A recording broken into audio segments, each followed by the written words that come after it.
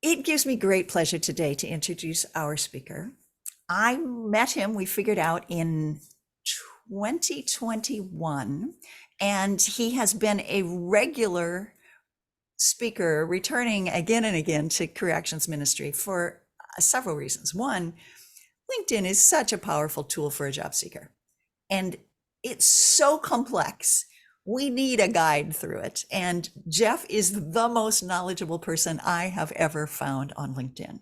He not only knows a lot, but he stays very connected with other LinkedIn experts. And so he continually increases his knowledge, which is very helpful because LinkedIn keeps changing things up.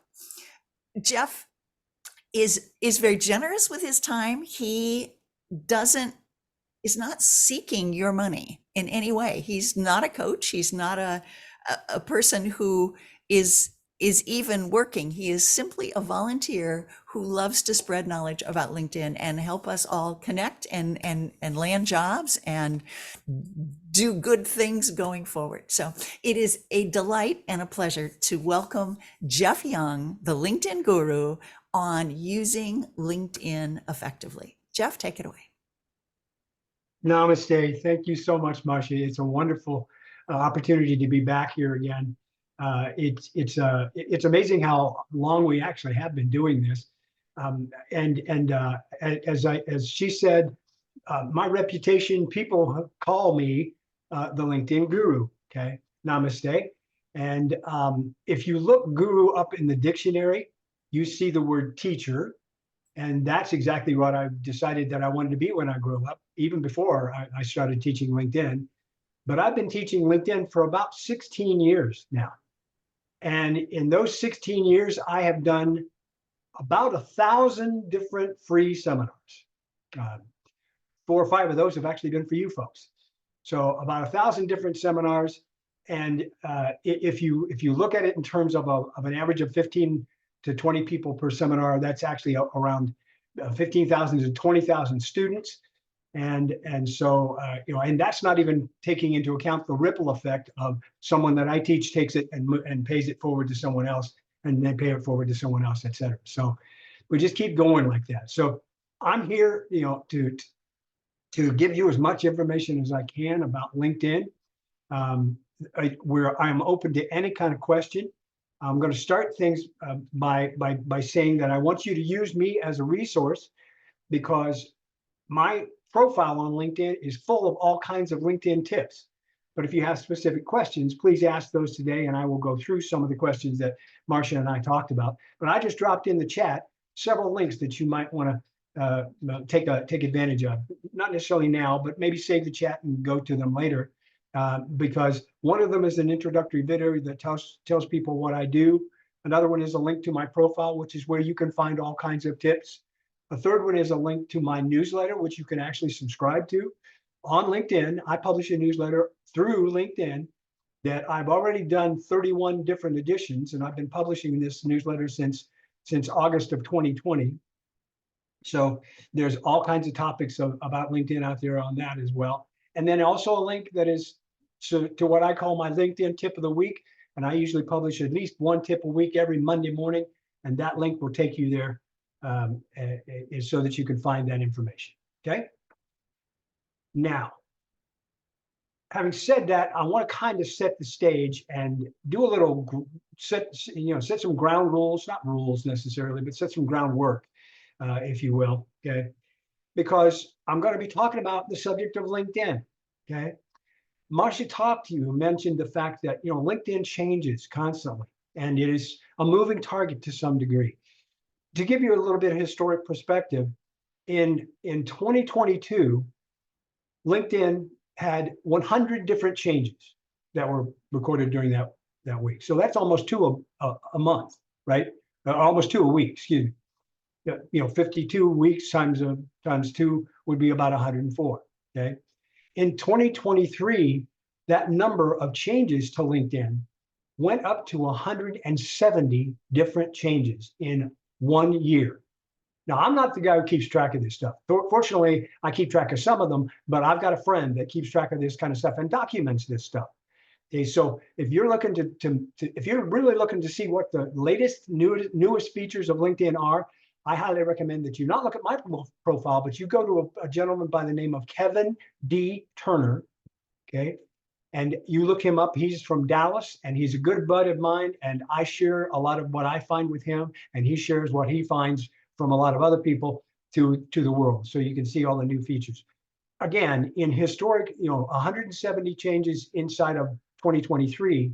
So far this year, okay, instead of one every 2 days, we've had practically one change to LinkedIn every single day of this year so far. Now, don't let that scare you.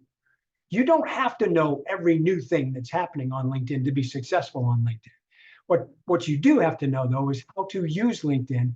And that's why I'm here today to help you get over some of the fear of actually understanding LinkedIn and using LinkedIn. Do you want me to put Kevin's link in the chat?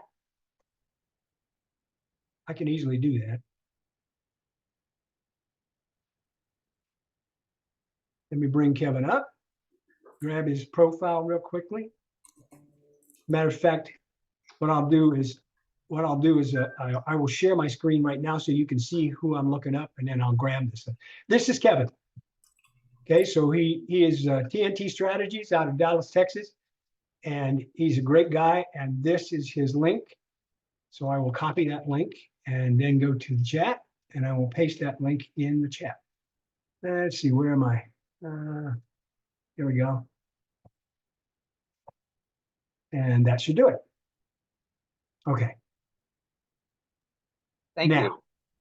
Yep, my pleasure. Okay, Kevin is a great guy. And I've known Kevin for quite a few years as well. And he's the guy who ends up collecting all this stuff and keeping track of it. So now where I was saying, okay, LinkedIn changes quite frequently. Okay. So also from a ground rule standpoint, I'm going to show you a lot of things on my screen today. First of all, there are a couple of reasons why what I show you, you may not see, because I may have one of those changes that you don't have yet. Okay. So there's things that are rolling out. So it'll be there sooner or later, but just, the good news is that this is going to be recorded. It's being recorded. So you can always come back to this and get a refresher about it. Then you can go find that feature when it finally shows up on yours, and you can see answers to the questions, et cetera. Okay. So that's one of the reasons. Second reason is because when I'm looking at my profile, LinkedIn is showing me to me in the context of me. So for example, I'm going to see certain things that you would not see because I am in edit mode when I go to my profile. So you may not be able to see certain things on my profile if you go to my profile and look me up separate, which again, I totally want you to do, okay? Because I think that you can use my profile as your LinkedIn library. It's just like a library, it's free, and you don't even have to have a card, okay, to access the books, because there's plenty of books in there, okay? So that's a way of getting access to it as well. So it may look different, but don't worry about that. Worry about what it looks like to you, and then worry about asking the right questions. Okay. Now, thirdly, I'm also going to give you a lot of advice today. I'm going to tell you advice maybe about AI that, we talked about, one of the most telling things that Marcia said about AI, for example, or its use inside of LinkedIn as an example, is that I think to quote Marcia, she actually said, LinkedIn gives you, or AI gives you the wrong answer sometimes. Well, it does, okay? It's just a program. It's going to give you the wrong answer. It's probably great for suggesting certain things, but I would add on to that AI can not only give you the wrong answer, it can be totally non-factual. If you could ask AI a particular question, and it will bring stuff back from the internet, which is what it's trained to do, right? And guess what, people? The things that are on the internet aren't all true. Duh. Okay. So be careful about using those kinds of things. So again, same thing here. I'm going to give you some advice. My advice is going to be based on the 16 years that I've been using LinkedIn and the success that I have had on LinkedIn. If you go away with nothing else today, you're probably going to go away scratching your head and going, my gosh, that Jeff Young, he loves LinkedIn. He's nuts about this thing.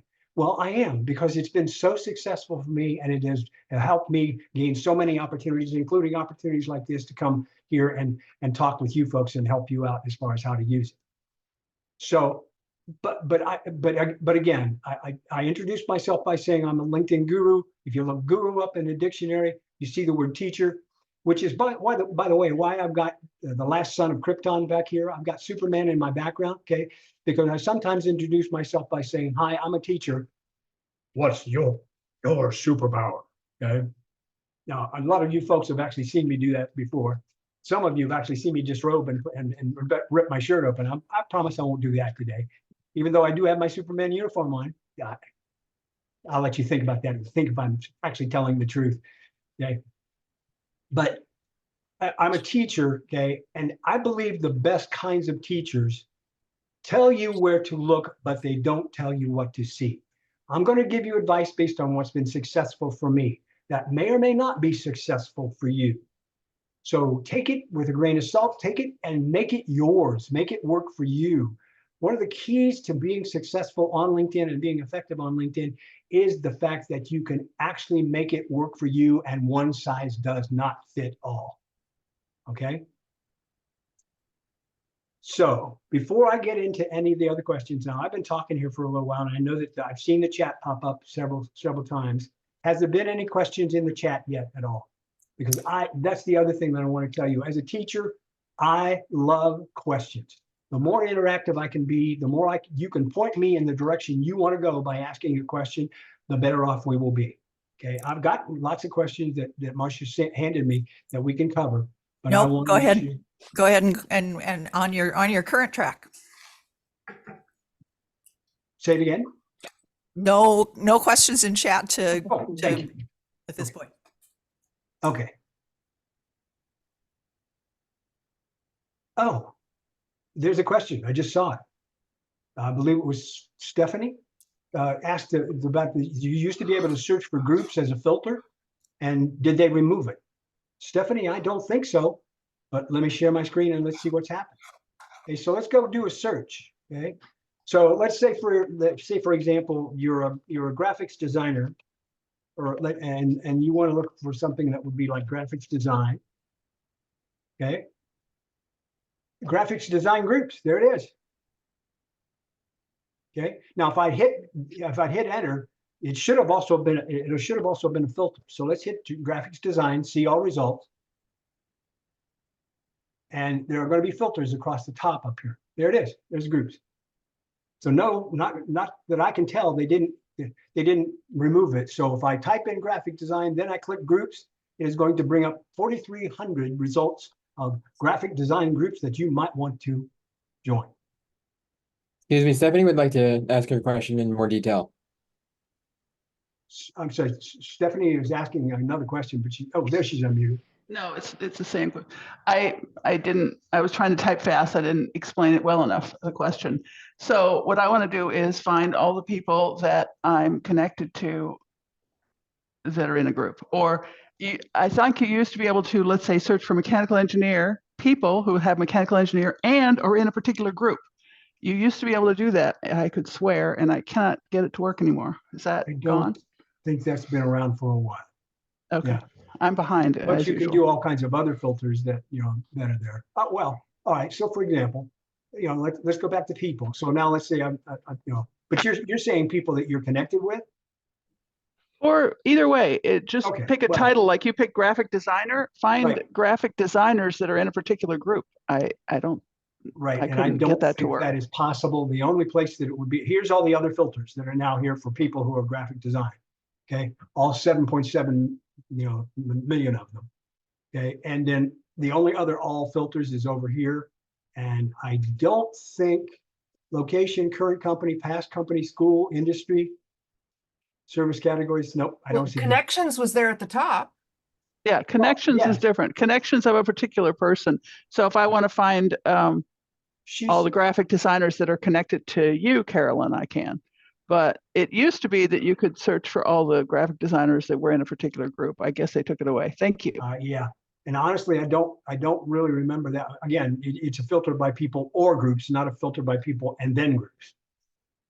Okay. Now, the interesting thing is though that you can also, of course, go to any group you're a member of and find people that by the way, when you are going to a group that you're a member of, you can talk to every single person within that group. because you can send them a direct message, because even though you're not connected with them, you can send them a message. And those are free and do not count against your messages? That's correct. Those are totally free. Which well, and that brings me to one of the other things that we talked about a little bit earlier. Okay, and that is the fact that well, the second question on the list, the third question on the list is basically how can I use LinkedIn to find people in my target companies or target jobs? Okay. Yes. So graphic designer, this is one of the ways I'd find people who are in my target area, graphic design. Okay. I might do that, and then I might do some filters, et cetera. But and then I might, so now let's say, for example, and I'm just going to use this person as an example because it happens to be a person who's in Columbus, Ohio. I see someone that I'm interested in. He's only he's a second-degree connection away. Okay, how do I get in touch with this person?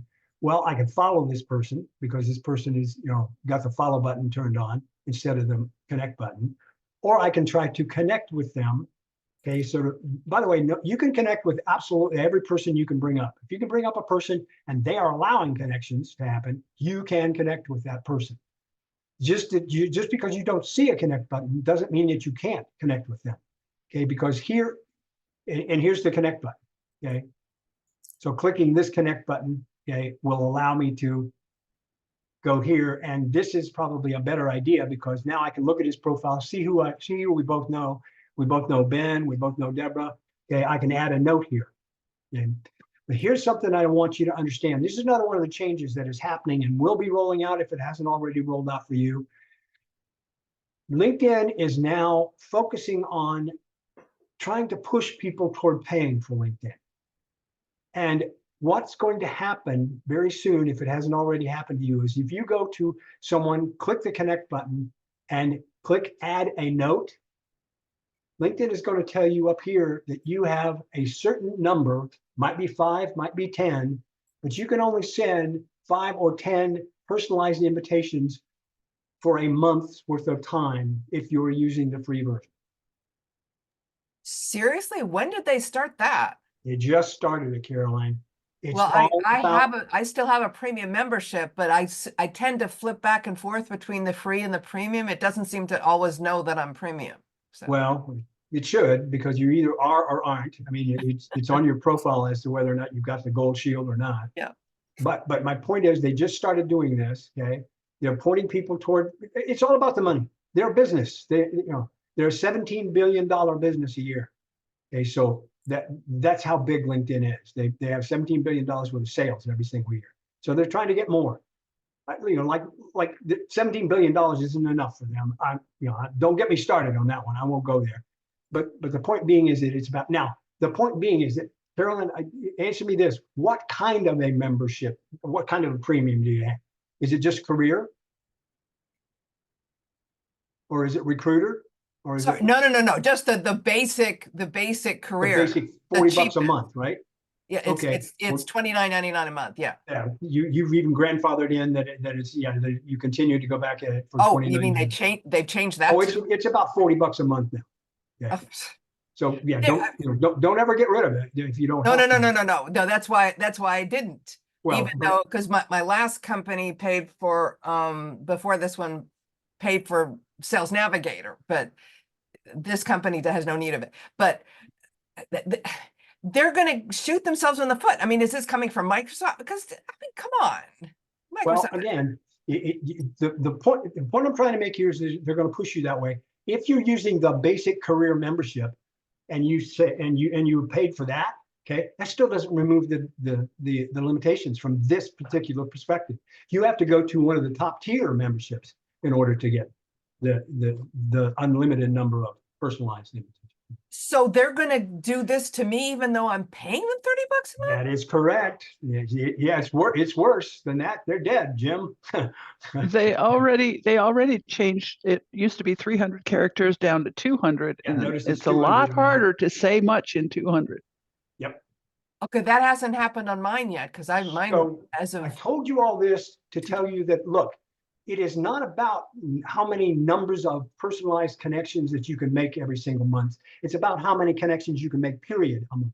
And I don't mean it by the connection of, we're going to be first degree connections. I mean it by the standpoint of how you can actually get to know somebody, how you can actually network with somebody, how you can actually communicate with somebody, which is why I'm stressing the fact that you do not have to pay for LinkedIn in order to do that. You do not have to worry about the 5 personalized invitations in order to do that, because you can communicate with somebody you're a common member of a group with. You can communicate to another person by commenting on their stuff, as far as their feeds is concerned, their posts and things like that. You and I could be connected and without actually having that first degree connection, because all you have to do is ever go out to my profile, look at the last post I did, and make a comment on my post. Okay? Or find out a group that, or join my group, and then you can send me a DM through my group as well. You do not have to pay for LinkedIn in order to get around these restrictions, and they're not going to stop. They're going to continue to make these kind of restrictions, and I'm going to continue to ignore them, okay? Because you do not have to pay for LinkedIn in order to be successful.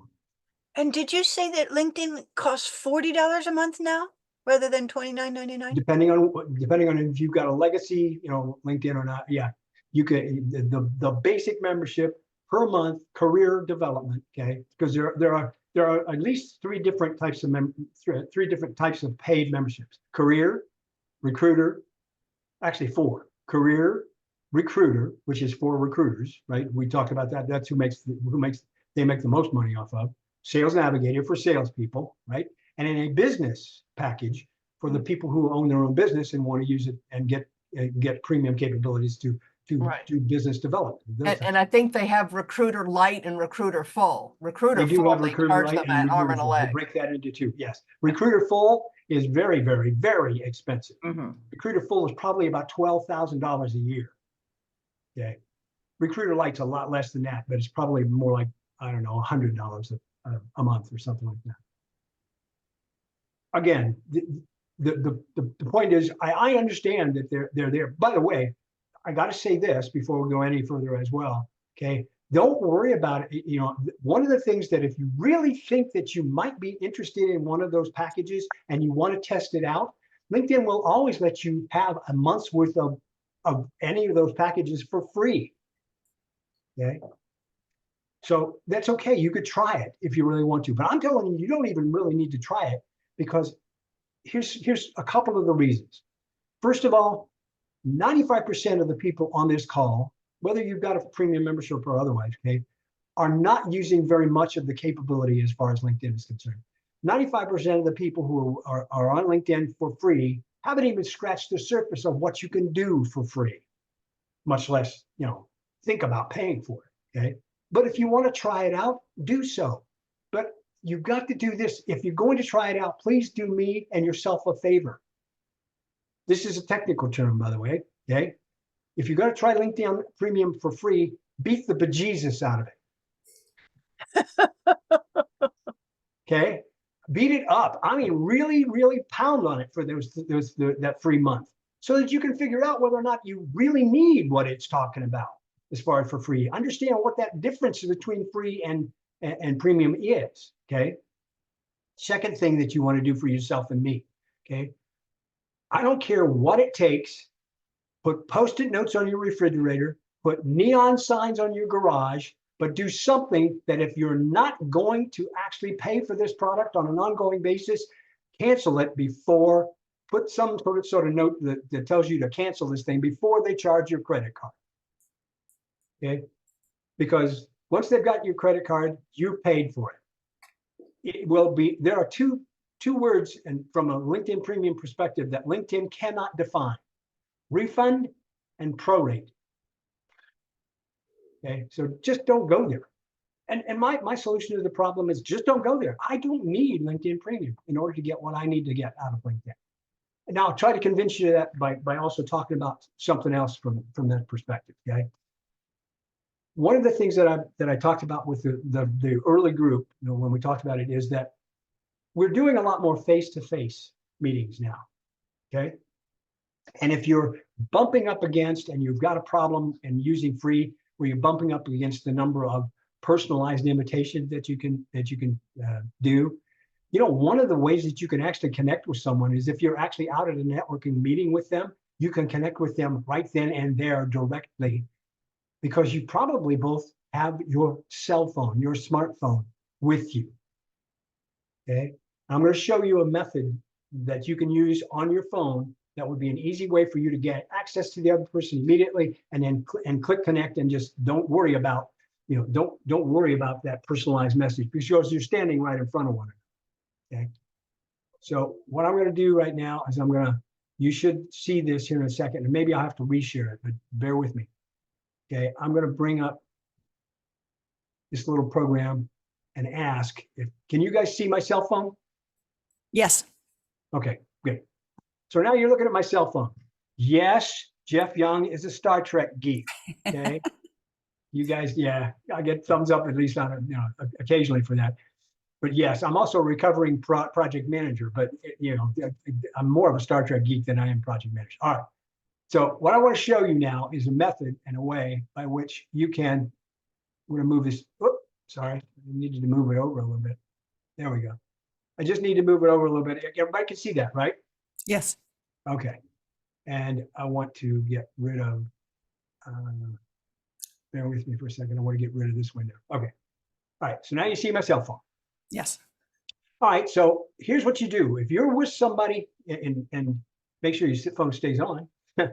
If you're with somebody at an actual face-to-face meeting, you might have your cell phones with you. You probably should have the LinkedIn app on there. By the way, the LinkedIn app is free. You don't have, I don't recommend using the LinkedIn app on a regular basis, because if you're going to actually edit your profile, you're actually going to, thank you again. I like the thumbs down as well, Caroline, because of the fact that it's just too difficult to use. Okay. But here's an easy thing that you can do.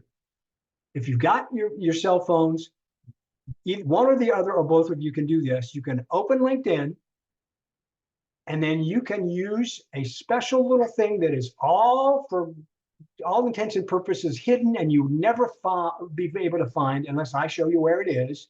Okay, tap or click. Well, tap. It'd have to be a tap, I guess, with your finger. Okay, tap in the search box. See this little icon over here to the right? Can everybody see that? Yes. Okay. Tap on that icon. Everybody know what this is? All of you people have been through COVID, right? Okay. COVID put QR codes on the map. LinkedIn has a QR code for you, and that other person will have one for them. And literally now you can actually bring this QR code up. The other person can scan it with their camera. Did you just scan mine?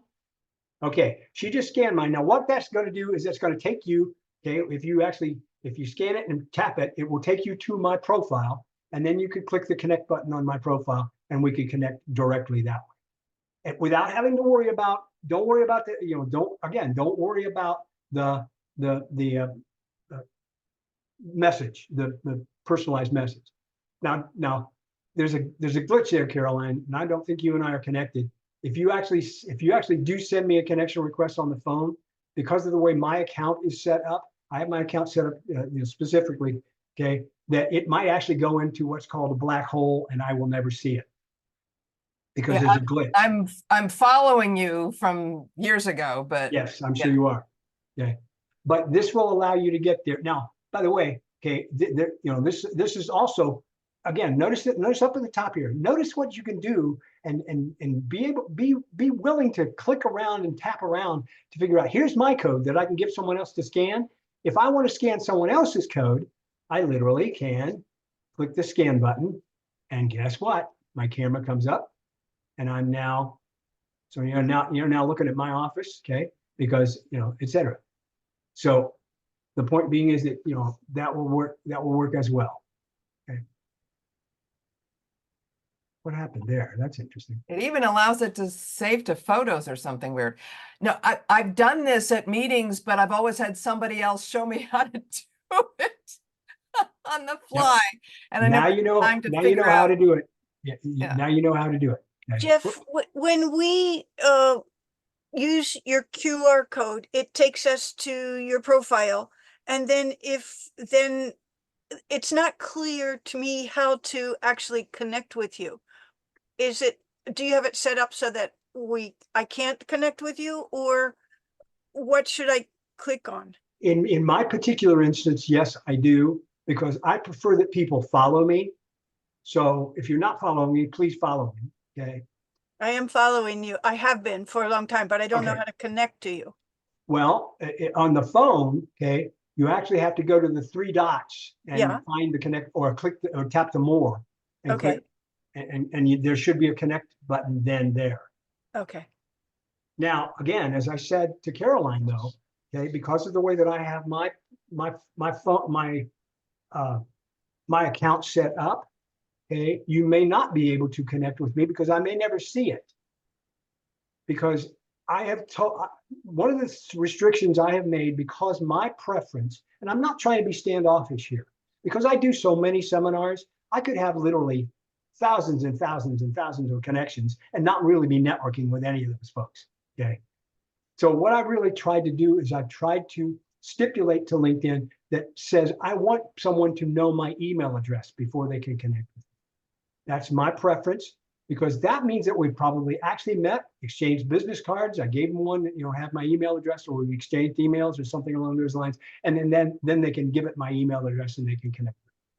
But it's just a matter of knowing someone. And again, to me, a connection is not just the snapping of the button and making that connection. A connection for me means that I'm going to be networking with you and I'm going to be talking with you on an ongoing basis. And we're going to build a relationship, because that's what networking is all about to me.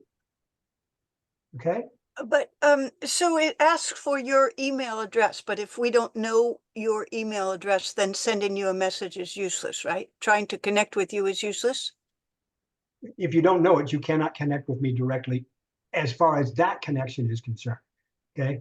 You and I cannot become, unless I give you my email address, you and I cannot become first degree connections. Okay. But we don't need to, you're following me already. Okay. Mhm. And if you've gone to me, like if I were to go to Marcia, okay, one of the options here is follow her as well. Okay. Mhm. I'm already following Marcia, as you can see, right? So that means that I see her posts, and therefore, or I could just go to her posts, okay, like this one as an example, and I could actually connect with her by putting a comment on one of those posts. See, so that's a connection as well. Communication is connection. Okay, so you don't need to have that first degree in order to communicate with anybody. So if you want to connect by using the QR codes as you have just shown us, does it work seamlessly, or do you have to ask the person for their email address? No. You don't need. I'm a very big exception to the rule. Oh, okay, No. okay. Most people, you click the connect button and it happens automatically. Boom, it's done. Okay. So yeah, I'm the exception. I don't want to confuse you, because I'm doing that because of the thousands and thousands and thousands of people that I see all the time. And another thing that Thanks. can help a great deal is, Becky, do you mind if I bring you up? Okay. Okay, so let's say, for example, again, I'm trying to connect, okay, with you. There was a connect button there. Don't click the connect button anywhere but right here, because this will give me the opportunity to do that add note thing. Okay, and again, I might use up one of my 5, etc. But there are other means to connecting with you, and one of those means would be to go down to one of your featured posts or one of your posts. So even though you posted something a year ago, see, I can tell that you posted something a year ago. You're not very active on LinkedIn. Never True. mind. I won't. True. I won't beat you about the head and shoulders for that. But the point being is, even though it was a year ago, I could go out here and I could drop a comment on this, and mention you, and you and I would start a conversation that way. Okay. Lots of ways of getting around that personalized invitation thing. Now, another That's way. good to know. Yep. Great. Okay. Absolutely. You can start a conversation with me anytime you want to. Just go to my profile. I'll show you here in a second, because I want you to see where you can find all kinds of information about LinkedIn and where you can get access to me if you want to, et cetera. Now, by the way, here's another one. And we could do this with recruiters and hiring managers too, right? Absolutely. Go If you comment do- on their posts. Exactly. So long as they're posting. I mean. Okay. I they may found not- there's a number of people I'm trying to get in touch with who don't post. Well, okay, let me, again, why would I want to connect with someone who's not active on LinkedIn anyway? Okay, Okay. because I'm never going to talk to them on LinkedIn. Well, see, this has been an issue in my new industry in solar. There's a lot of people. I'm used to being in industries where everybody uses LinkedIn, and I've been on it since 2005. But I mean, you're the one who showed me how to find out that I'm number 2 million or something on LinkedIn. Number, yeah. About 2 million. But for some reason, and these are some major installers and stuff that I'm researching, and some of them have like 150 connections and like, you know. But yeah, they've done what the majority of people. Yeah, I mean, look, there are a billion of your closest friends on LinkedIn. LinkedIn's now over 1 billion members. Okay, let that sink in for a second, folks. 1/6 or 1/7 of the population of the world is on LinkedIn. Okay, but that doesn't mean that you're going to be able to network with them. But here's one. Okay, here's another opportunity. Let me give you another. Let me show you another method where you might be able to find something that you could talk to them about. Okay. Again, one of the things that you can try, okay, and it depends on who this person is, because I see that Becky has a premium membership. Okay, if it's a good enough premium membership, instead of trying to connect directly with I might actually even be able to click there. I might actually be able, if she has an open profile, I can actually send Becky a message even though we are not connected. So try it. Try clicking the message button, because you never know, it might actually happen. Because Becky's got a premium account. Becky has opened her account so that she can receive messages from anybody who wants to send her a message. Okay, and that's maybe one of the reasons why I thought Becky everybody had the ability to receive messages. No? if you're connected with a person, yes. No. I mean, if you're okay, I'm Nope. confused now. Nope. And I know that the more button, if the connect button isn't there, I've known Right. for years that you go to the drop down menu and more, and you find the connect button is in there. If it's not, Right. Yeah, if it says follow instead, the connect button will be under more. Right. Okay, but no, in many instances, and most of the people that you are not connected with, they're not going to have a premium account, and they may not. I'm going to come Oh, back. okay. So I didn't realize that. So if they have a premium account, This guy has a premium account. Message. right. Got it. Hang on. There. See, it doesn't work for him. Even he hasn't turned it on. Oh. I click message, and Even though it's there. even though he has premium, he hasn't turned on the fact that he will be able to receive messages. Because LinkedIn's telling me, and this is what you see when they haven't turned it on, or this is what you see. This is what you see when you are accessing somebody who's got a free account as well. LinkedIn says, oh, well, we'll let you send this person a message if you pay us. And again, I always say, no, thank you. I'll go around it. I'll find another method. Okay. But I've also seen this, Jeff, that when you send a connect message, it can be pending for forever if they Can don't be. accept it. And if you send a message, it won't. If you send a message and they don't reply, you can't send another message. That's correct. That's correct. That's one of those things that is a category of messaging that they call in-mail. Okay. Yes, And basically a person actually has to accept the fact that they have to you know, accept it, or you can't message them again. And if you make a connect request and it's pending, and you cancel it, I think there's something like it says you can't try to connect with them again for 3 weeks or something. there is a waiting period before you can Yeah. try to connect again. But by the way, while we're on that subject, if you send somebody, and you should go out to that area and look at your invitations and see how many you have pending. And if they've been pending for more than a month, I highly recommend you get rid of them, because LinkedIn penalizes you for having pending invitations as well. Oh, seriously? I didn't Yep. know that. Yep. They will penalize you if you have too many pending invitations. How many is too many? They They don't. won't tell. Their They won't How tell. algorithms does, change how all the does it penalize you? it basically keeps you from being able to do more invitations. Okay, so it might restrict and the next invitation you want to make, because it might say, oh, you have too many pending invitations. We're not going to let you do another one. Okay. It also restricts your reach, because if you're posting things, LinkedIn will say, well, you got too many pending invitations and people aren't really listening to you and connecting with you. So we're not going to give you as much reach as far as your content is concerned as well. Do they tell you that? Yeah, they may tell you in a message, and sometimes they might not. I mean, the one I just did mention is that if they're restricting you from making the next connection, okay, then yes, they will tell you that we are not allowing you to connect. Okay, But if a reach kind of thing, it's just a part of the algorithm. yeah, that's, you wouldn't know about that. No, but they wouldn't I mean, necessarily tell you. It allows you to ignore invitations, but does it work if you say ignore, or do you have to actually delete it? No, I'm talking about invitations you have sent that are pending. I've sent not that they've sent No, to me. No, Okay. yeah, you probably should take care of those ignores as well. I mean, you shouldn't have too many invitations that you are in your queue that you haven't processed either. Okay, but this is the ones I'm talking about that are that you sent out that are pending. That are Okay. pending, and so that I should remove those. Right, right. Okay. And you see those under My Network. Okay. Manage invitations. Sent. Everybody see how I got there? My please. Network.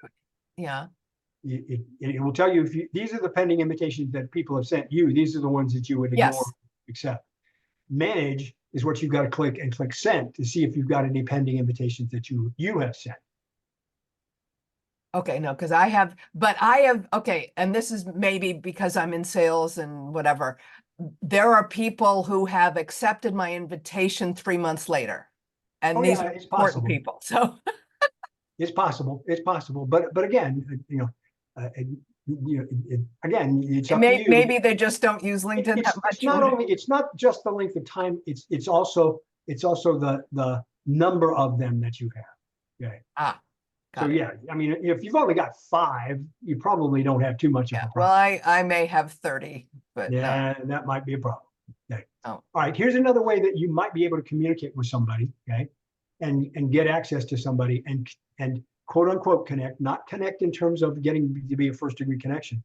When you go to someone's profile, okay, there's lots of other things here as well. First of all, I could connect with Becky through Marcia because she's connected to Marcia, and I could also connect, with Teddy and a couple of others. So I could actually have one of these people. I could send one of these people a message and say, Teddy, would you mind introducing me to Becky? Okay. Therefore we could get, into that email thing, and we could start talking, and we could even have a connection outside of LinkedIn. It doesn't matter where you network as long as you're networking. Okay. So that's one way as well. All kinds of other ways to get communicated. Now, here's another one that is way down the page here. Nobody almost ever goes this far down. This might not work, but I will show you what I would normally try as well, in addition to maybe going to a second degree connection. I would go down to the bottom of Becky's profile, and I would, excuse me, hang on, sorry. I would go down to the bottom of Becky's profile, and I would get to this interests section down here. Inside of the interests section, I would click the groups tab. Okay. This will tell me, and by the way, it would have told me up at the top, actually in the highlights section, if Becky and I were members of a common group. But this will allow me to look at all the groups that Becky has become a member of. And possibly, if I can find one that I'd be willing to join, click the join button, join that group. And once I am accepted inside of that group, then I could send that person, even though I'm not connected with them, a direct message on LinkedIn. Add a message. I could click a message button. Let me show you how that works. Everybody with me on how I found this? Anybody need me to show you that again, where it was? Okay, down to the bottom, interest groups, open it up and see Okay, oh, look, here's a group that I might consider joining, okay, Career Actions Ministry, Menlo Church, obviously, that would be one that I would obviously have some affinity for. Okay, so, yeah. Again, it only has 304 members, but any group that you can find, as long as it's find that person, you can go access that. And let me show you what that means then inside of a group, because here's another place that you guys can go to get access to me.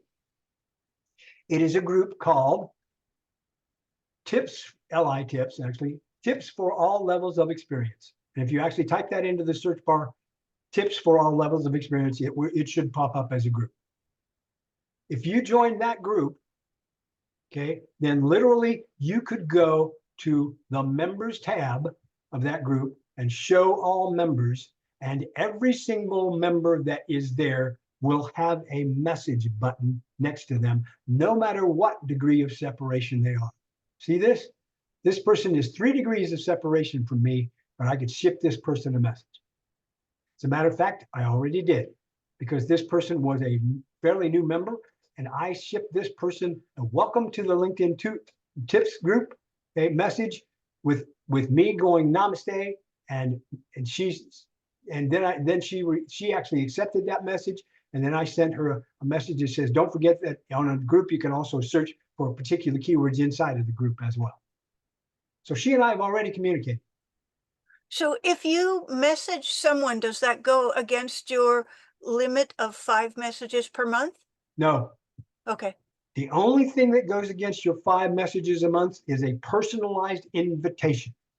Okay. That's it. So someone asked earlier how to reach out to alumni. So they should go to the alumni group, and then they can message all the alumni who are in that group. Groups are one way to do that, but actually alumni is somewhat of a separate thing. Okay. In other words, if you're looking for people from a particular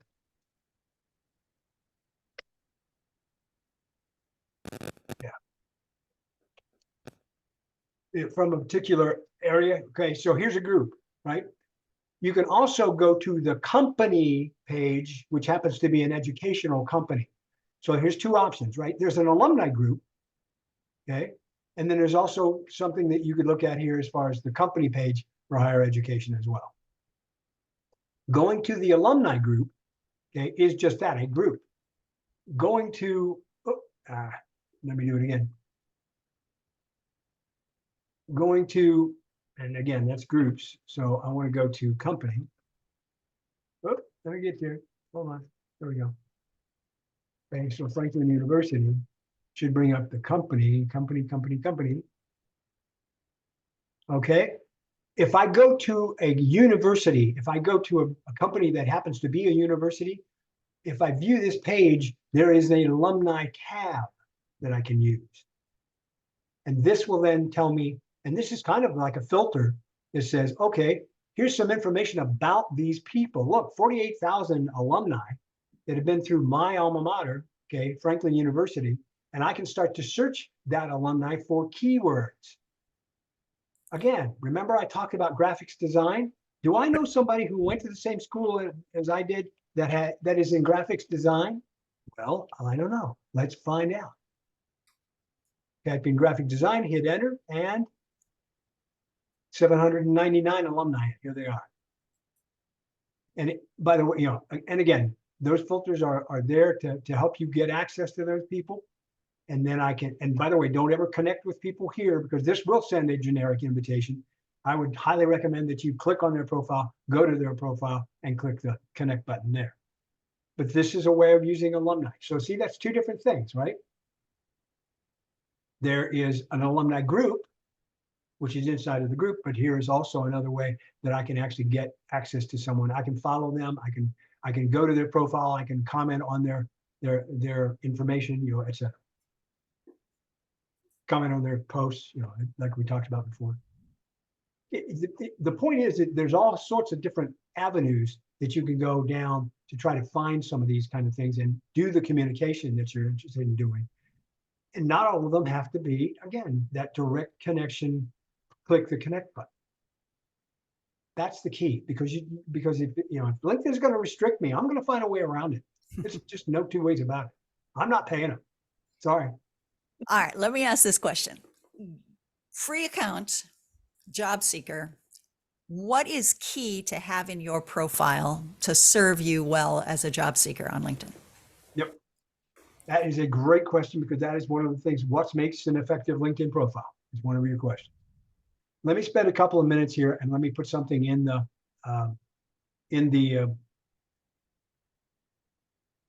Chat. well, I might as well just do it. Let me put something in the chat as well. Oh, that didn't work. Bear with me.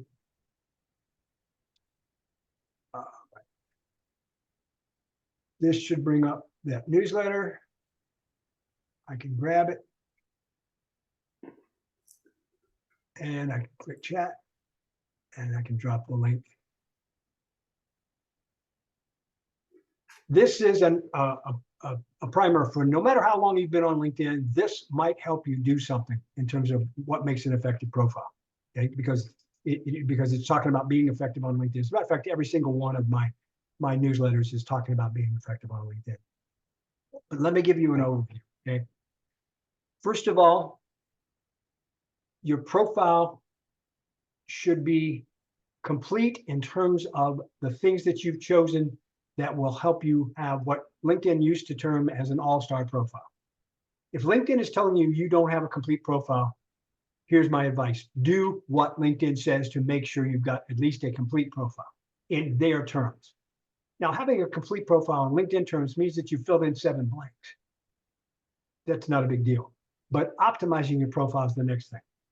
So here are the key areas that you need to, and you need to optimize your profile from 2 perspectives.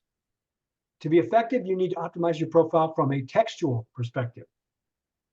To be effective, you need to optimize your profile from a graphics perspective as well. Okay, because again, I looked up Becky a little while ago, and at least Becky has a picture up here. This is graphically important because it's one of the first things that you see. And I think Becky works for the United Nations. Okay. Without having any other text on there, I don't know if that's true. Okay. But she's obviously got some affinity to the United Nations, from what I can tell there, at least because of all the flags, et cetera. That's nice, but what would be a little better in my mind is that if it had some lyrics to go with the music, meaning text.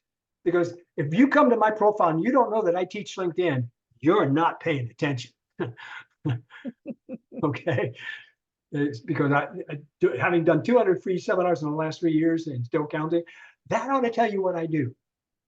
So that's from a graphics perspective. All right, so now, from a textual perspective, there are 4 key areas that you need to make sure of, that you look at in terms of making sure you've got the right things in here. One of which is something called your professional headline. And again, to contrast this, I think Becky, you've done a good job. I'm sorry I'm using you as a guinea pig here, but bear with me. Don't embarrass me too much, I please. won't. You can use mine as an example if Becky wants to be off the hot seat.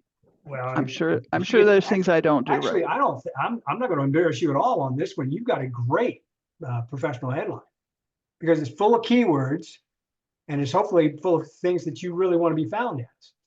Okay. And these are one of the first places that it's extremely important that you put those right keywords, is that professional headline. Let me illustrate that. Okay. And again, let me list them for you, and then let me go back and show you what kind of a difference it makes. So first of all, from a textual perspective is your professional headline. Secondly, from a textual perspective is your about section. Notice that it will only display the first 4 lines of your about section. People will have to see more. So front loading this with what you want people to really see is a good idea. But you get 220 characters here, right? A total of 220 characters. You get 2,600 characters here. So you can put a whole lot more keywords. There's an old joke, folks, and I've used this, I think, probably in my previous presentations to you. There are 3 things. What are the 3 most important things in real estate? Location, location, location. Okay. What are the three most things that are important in having an effective LinkedIn profile? Keywords, keywords, keywords. I've trained you well. I have trained you well. Well done, Weed Hopper. Okay, so now that's the second thing. Professional headline, about section. Third section that is extremely important for you to have the right keywords to get found is your experience section. All the text that is related to your experience section. Fourth and final section that will help get you found more than anything else in terms of text is concerned is your skills section. Okay. Now I got to come back and I got to tell you something particular, especially about skills, because you could be messing up and not have the right skills in there, even though you thought you did. But I'll come back to that. Please don't let me forget that. But I want to illustrate something else here. I'm going to go back to Marcia for this. Marcia, you have something called Career Transition Coach in your professional headline. I'm assuming that since it's front and center, the very first thing there, that's one of the first things that you want to be found as. Okay, let's see if you do get found as. Because I did this search earlier today. Let's go to LinkedIn, do a search for Career Transition Coach. Again, LinkedIn, by the way, I always put multiple words in quotes because that means I'm searching for exactly that phrase, okay, inside of LinkedIn. And I then tell LinkedIn what filter I want to use. And that's usually by clicking something like people or see all people results, because I'm looking for a person who's a career transition coach. Okay. Oh dear, I don't see you in the first page. Does that mean you're not there? No, you're probably there. You're just not within the first page. So I need to use some filters in order to filter this down so that maybe you can be found.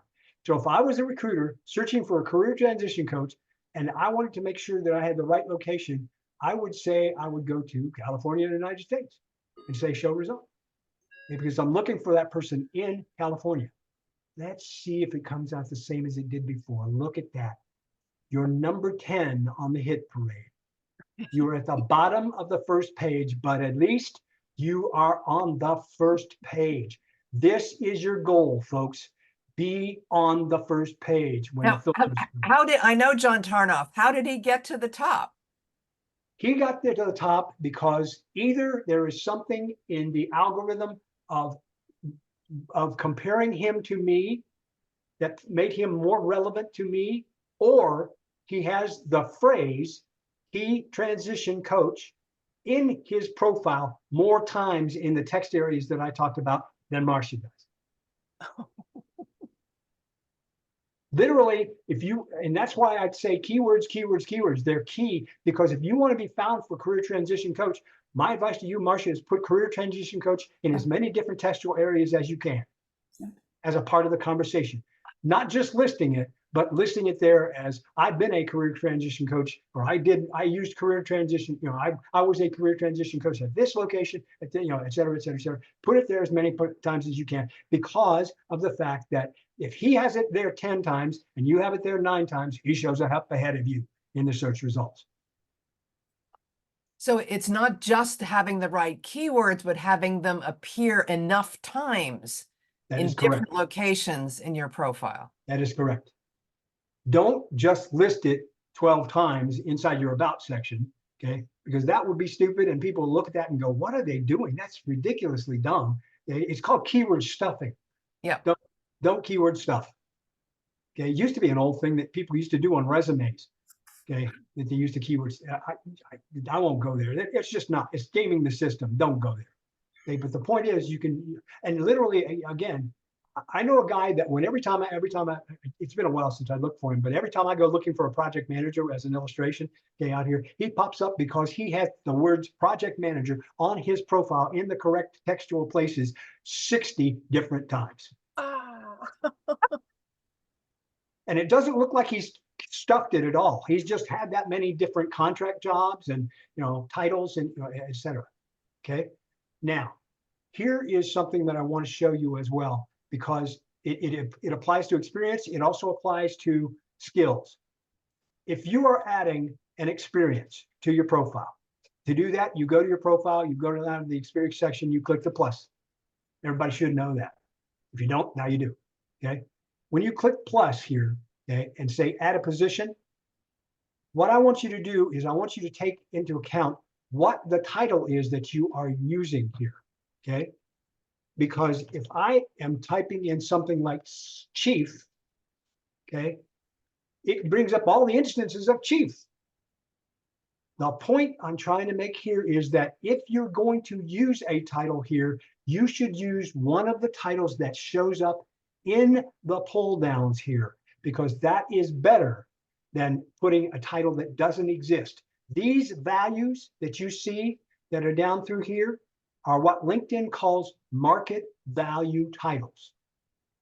Every single time you use one, your market value goes up. Okay, and you want to be market value. Literally though, if I really wanted to, I can type anything I want. I can type chief cook and bottle washer as a title. But there's no pull down, right? So I can put that on there, and they might get found. I might get found if someone is searching for chief cook and bottle washer, but I probably won't. And it's not using one of the market value titles. This applies to every single pull down that you see on LinkedIn.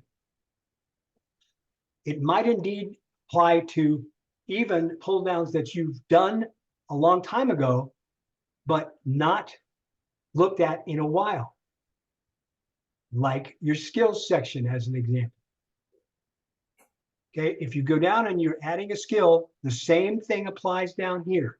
If you're adding a skill, if I type, and I'll get a different result here if I type in chief, okay, but let's just start with CH. I can get change management, chemistry, even marketing pops up. But the point being is that whatever it gives you here, these are the market value titles. Typing in something like chief cook, okay, is not a market value title. If I was in the culinary industry and I wanted to call myself chief cook or say I had chief cook skills, that's not a skill that is one that is in LinkedIn's database. So I would not recommend using it.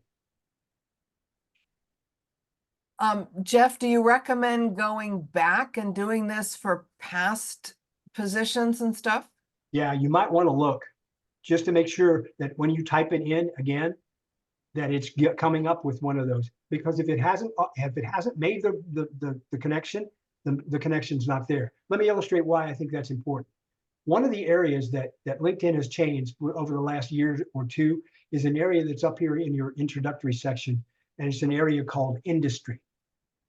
I highly recommend, again, this will apply to titles in the experience, it applies to skills, it also applies to every single place there's a pull down.